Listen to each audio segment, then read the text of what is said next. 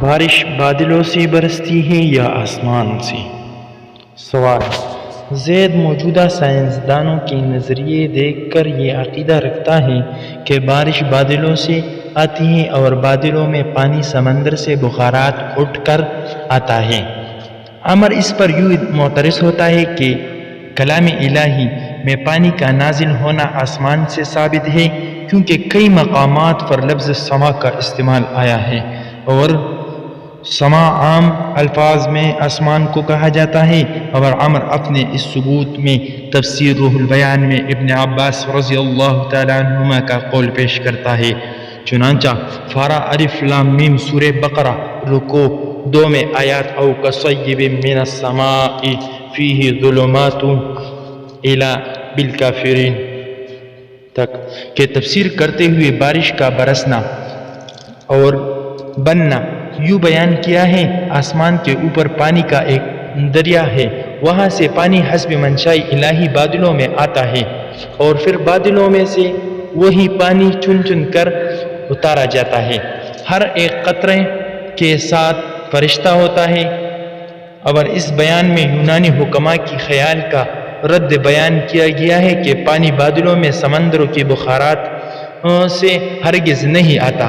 اب حل طلب سوال یہ ہے کہ ان دونوں اقوال میں سے کس کو قبول کیا جائے اور کن کو رد؟ اگر پہلے کو لیا جائے تو قرآن مجید کے لفظ سما کو کسی معنی میں لیا جائے، اور اگر دوسرے قول کو لیا جائے کہ آسمان کے اوپر تالاب ہے، وہاں سے پانی بادلوں میں آتا ہے، تو پھر اس کا کیا جواب ہے؟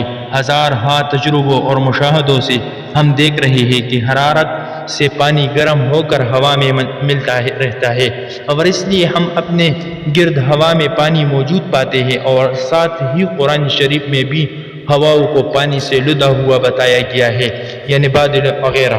جواب: قرآن شریف میں بارش کا آسمان سے آنا مذکور ہے، لہذا اس پر ایمان رکھنا لازم ہے، لیکن اس کیفیت کے کسی طرح آتا ہے قرآن مجید میں مذکور نہیں، لہذا عقیدہ یہ ہونا چاہیے کہ بارش آسمان سے آتی ہے، مگر اس کیفیت کے ساتھ جو خدا کو معلوم ہے ہمیں معلوم نہیں۔